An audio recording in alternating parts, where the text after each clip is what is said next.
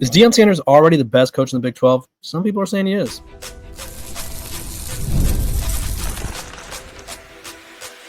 You are Locked On Buffs, your daily podcast on the Colorado Buffaloes, part of the Locked On Podcast Network, your team every day. Welcome to Locked On Buffs. I am your host, Kevin Borba. Today's episode is brought to you by Game Time. Download the Game Time app, create an account, and use code LOCKEDONCalls for $20 off your first purchase. We're also brought to you by the Locked On Podcast Network. It's your team every day for free and available wherever you get your podcast. So thank you for making me your first listen of the day. Like I said, we are free and available wherever you get your podcast. So make sure to like, subscribe, and follow so that way you don't miss out on a moment of our coverage.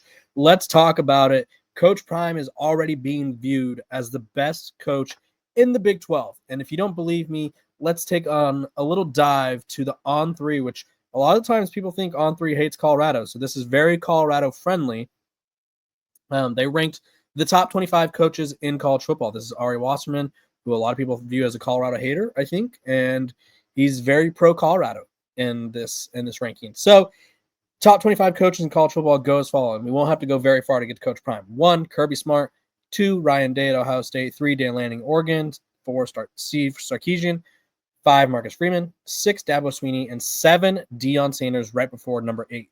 Now, I think a lot of people may be hesitant to really admit that Deion Sanders is one of the best coaches in college football, but I think you have to look at this from an overall perspective, not just the perspective of what has he done nationally or historically, right?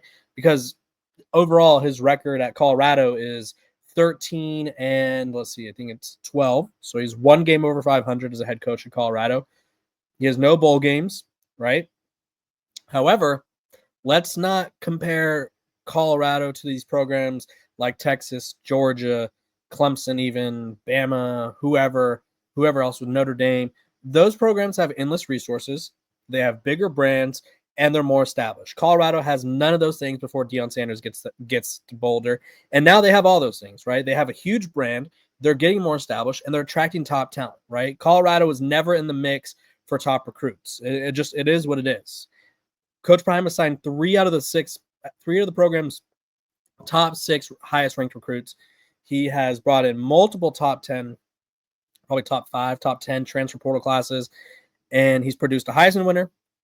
He produced the Big 12 Offensive Player of the Year and the Big 12 Defensive Player of the Year this past season.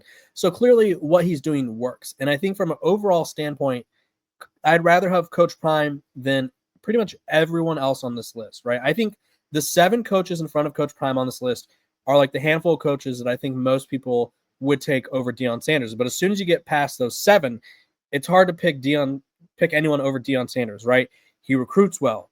He has a ton of attention on your program, and he has shown results, right? Colorado more than doubled their win total from year 1 to year 2.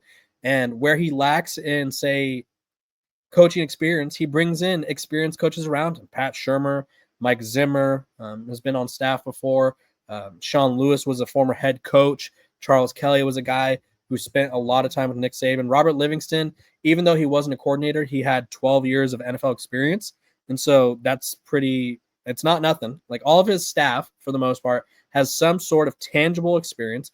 And so it puts him in a position to succeed. And so I think the best leaders know how to delegate, right? Coach Prime is very good at delegating. He knows when to give advice. He knows when to rely on his coordinators. He knows when to have his other coaches help him out. So I think while some people are going to get upset by this, right, that Deion Sanders is ranked higher than Kyle Whittingham at Utah, who's probably the best coach in program history there, Kalen DeBoer, who's made it to the playoff, or Josh Heupel, Mario Cristobal, Kurt Signetti, Kenny Dillingham, Lance Leipold, James Franklin, right? All of these guys, I think, have done more, right? They've won bigger games. They've played it.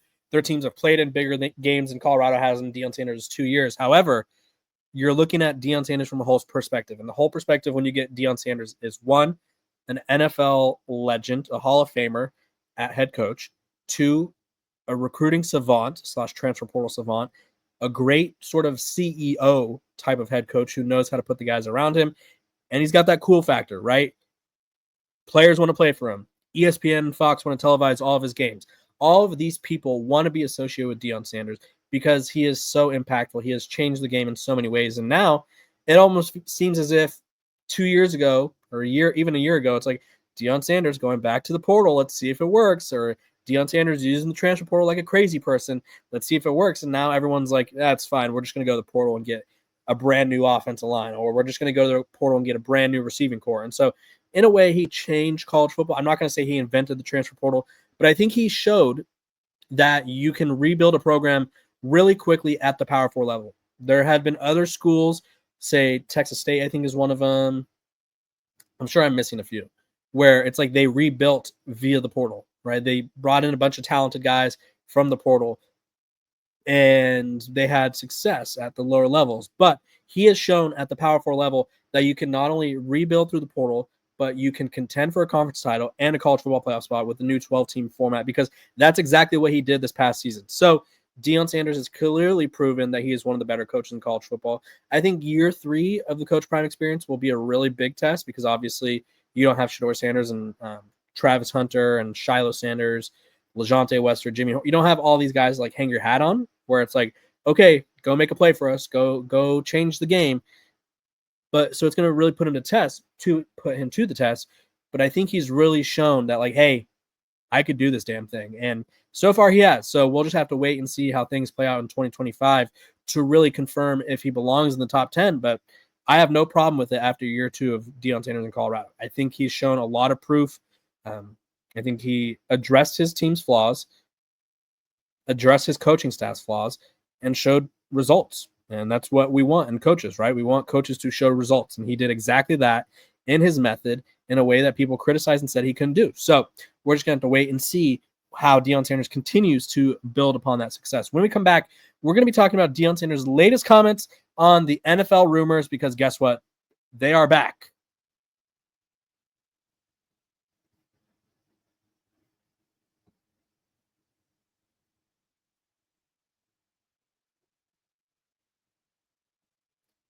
This episode of Locked on Buffs, sorry for the little delay there, is brought to you by Game Time. Looking for tickets to your next big event, whether it's a concert, a comedy show, or a sporting game, finding the right ticket at the right price can be a headache. But with Game Time Picks, it's never been easier. Let me tell you how it works. With Game Time Picks, the app does all the hard work for you. It curates the best deals so you don't have to waste time searching through endless ticket listings. I've been using Game Time Picks for a while now, and here's why I love it. The curated deals make it super simple to find great tickets at a great price. No more sifting through thousands of options. I recently grabbed a super deal for a prime seat, and I couldn't believe the value. It was a steal. And the best part, you're covered with Game Time's lowest price guarantee. If you find a better ticket somewhere else, they'll refund you 110% of the difference. Plus, your tickets are guaranteed to be delivered on time with easy cancellation options if something comes up. Ready to make your next event even better? Download the Game Time app. Create an account and use code LOCKEDONCollege for $20 off your first purchase. Terms apply. Again, create an account, redeem code LOCKEDONCollege for $20 off. Download Game Time today. Last minute tickets, lowest price, guaranteed.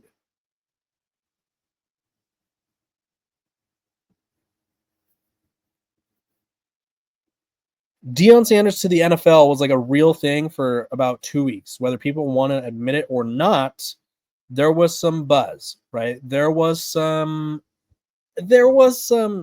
how do we put it, hype. There was some noise where it was like reports where it was like Deion Sanders, if he's offered the Dallas Cowboys job, he's going to take it. If the Las Vegas Raiders are interested in him, he's going to take it so he can coach his sons. And reportedly, he reached out to the Raiders about the opening. There was a lot of buzz around Deion Sanders going to the NFL, but obviously the Raiders went to a different direction. They hired Pete Carroll. Dallas Cowboys hired from within, hired Brian Schottenheimer. So Deion Sanders is obviously staying in Boulder, but he was asked about his NFL interest or NFL saga or whatever. And he kind of made I would say a shocking admission, if you will. He doesn't think he'd be able to coach the NFL, despite the rumors about him in Dallas or the Raiders. He said, "That's the way we practice. I know it's cute, but I couldn't coach pro ball. That's the way they practice, the way they go about it. I couldn't take it as a man and as a football enthusiast. I care about the game. The game is still providing for Troy and I. There's no way I could allow that to happen on my watch. That would be tough." So clearly, he just doesn't have the interest, right? Even though Michael Irvin said they lost an opportunity and that he was pushing for Deion Sanders. Clearly, Deion Sanders, I don't say he knows I'm sure if he wanted to coach in the NFL, I'm sure he could, right? I don't think it'd be easy. I think he'd sort of lose that role as like a mentor sort of guy that players look up to, because I think players would look up to him in the NFL at first, but then factor in his sons being on the team, assuming that he drafts them or signs Shiloh or whoever.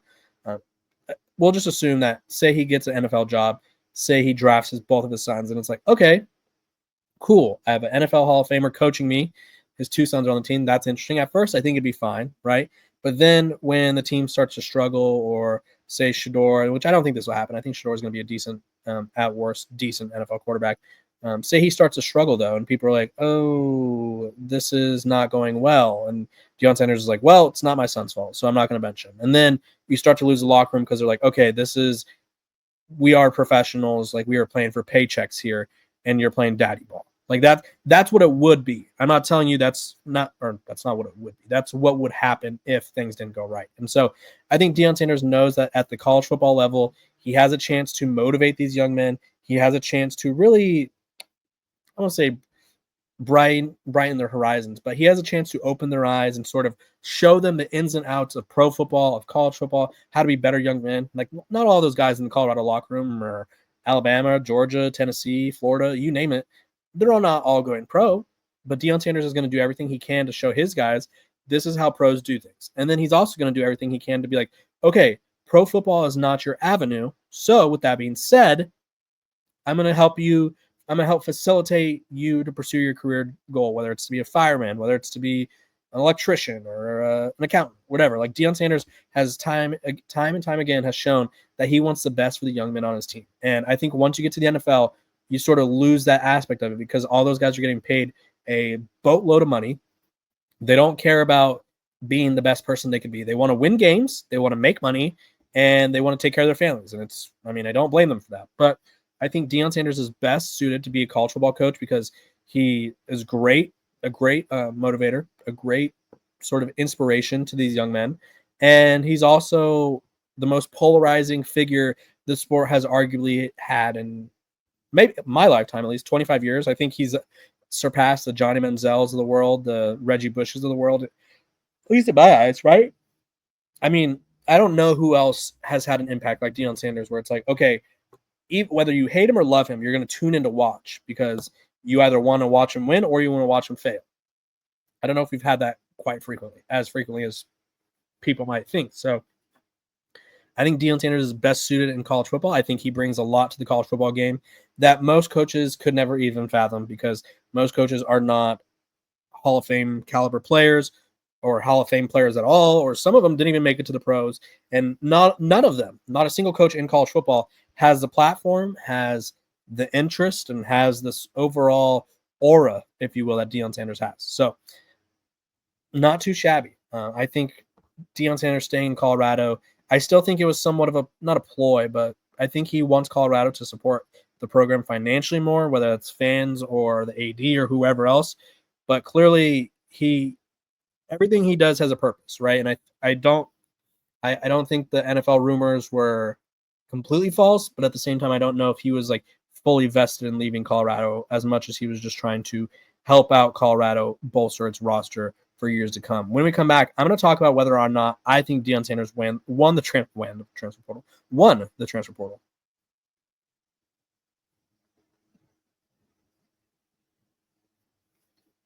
This episode of Locked On Buffs is brought to you by PrizePicks. The big game is almost here. It's just a few days away, and there's no better way to make it even more exciting than with PrizePicks, the best place for daily fantasy sports with over 10 million members and billions in winnings awarded. PrizePicks makes it fun and simple to get in on the action. Here's how it works. You pick more or less on at least 2 player projections, and if you're right, you could win up to 1,000 times your cash. PrizePicks even has a free pick for the big game where Patrick Mahomes only needs to throw 1 yard. Pair that with one or more correct pick, and you're cashing out. Example, this week I'm looking at the board, and I'm looking for Travis Kelce on the more receiving yards, or I'm looking at Patrick Mahomes for the more than 1 yard, right? Because we're trying to win money here. So check out the promos tab to tail any of the super sweet Millie Winner big game lineups. If you tail a lineup that goes 3 for 3, you could win a split of $1 million in promo funds. Download the app today and use code LOCKEDONCollege to get $50 instantly after you play your first $5 lineup. That's Locked On College for $50 instantly after you play your first $5 lineup. Prize Picks, run your game.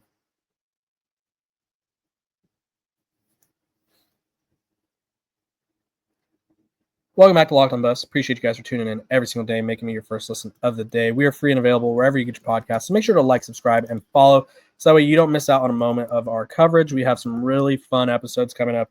You won't want to miss them. I'm going to make an appearance on a transfer portal show, probably that's going to air sometime at the end of this week or next week. And we're going to be talking about Colorado, whether or not they won the transfer portal. And I'm going to tell you right now, they won the transfer portal. I think you look at what they lost compared to what they brought in. They lost 19 players, and it's like, oh my gosh, they lost a lot of players. And then you look at sort of who they lost, and it's like, okay, not really seeing the losses here, right? I think they lost a handful of guys that would have stayed and been depth guys, but for the most part, I see 2 guys on this team that I would have loved to keep. Everyone else I'm pretty indifferent on. So let's go through who they lost, and I'm going to sort of, on a scale of 1 to 5, I'm going to grade them based on 5 being a huge loss to 1 being who cares. Khalil Benson, give him a 3. He started a few games. I don't think he really had the performance that most were hoping. He's back at Indiana, where he started his career. I think they would have liked to see more from him, but the unit as a whole was terrible. So I don't know how much he would have impacted the unit's success had he returned. Hank Zelinkus, center, started a few games, lost a spot to Cash Cleveland, transfers to Rutgers. I'd probably go 2.5. For whatever reason, he got the yips when it came to snapping the football. I would have liked to see him stay and maybe move to guard, because I do feel like he had some good aspects to him, and he's 6'3", 285. Like, he's a little bit undersized for a guard spot, but I mean, he was pretty solid, whether people want to admit it or not. It was him snapping the ball off Shador's chest when Shador wasn't ready for it that really gets me there. 2.5. So next person, Ian Massey, safety, transferred in from, I believe, Oregon State. Didn't really do much. I'm going to go 1, right? Wasn't really bothered by it. Trevor Woods. I think Trevor Woods is a 3.5 as well. I think Trevor Woods got the short end of the stick when it came to the fan base. I think he's a little bit of a tweener at linebacker and safety, and I liked some of the moments he had. His transition to linebacker wasn't as smooth as I thought it would be, which was a little bit disappointing. So I give him a 3.5 there. Nikhai Hill-Green is a 5. Nikhai Hill-Green, to me, is the biggest loss of this portal class. He was an elite tackler, made huge plays for the defense, and a big leader, right? And I think when you lose someone who does all those things, it hurts. Ethan Boyd, 2. Didn't get to see much from him, if anything. Destin Wade, 1. Playing quarterback was always going to be eyebrow raising, right? It didn't shock me that Colorado ended up losing 2 of the guys that transferred in as quarterbacks, because they didn't need them, right? They have Ryan Staub backing up whoever's going to be quarterback next year, and Ryan Staub is probably going to be 3rd on the roster now. So Destin Wade wasn't moved by it. Tyler Johnson, I think he's a 1 in the sense of he never did anything, but I think if I was rating his disappointment level, 5. Deion Hayes, 4. I think he had bright moments, but injuries kind of kept him out of the lineup. Asad Wasim, wide receiver, 1. Didn't see anything out of him. Adonis Forrest, same thing, 1. Yakiri Walker, 1. Didn't see him. Peyton Kirkland, I'll give him a 2 because I was excited about his potential. 6'6", 350. I would have liked to see him stay. Didn't stick around. Jordan Vonahue, 2. Didn't see him. Had 1 catch.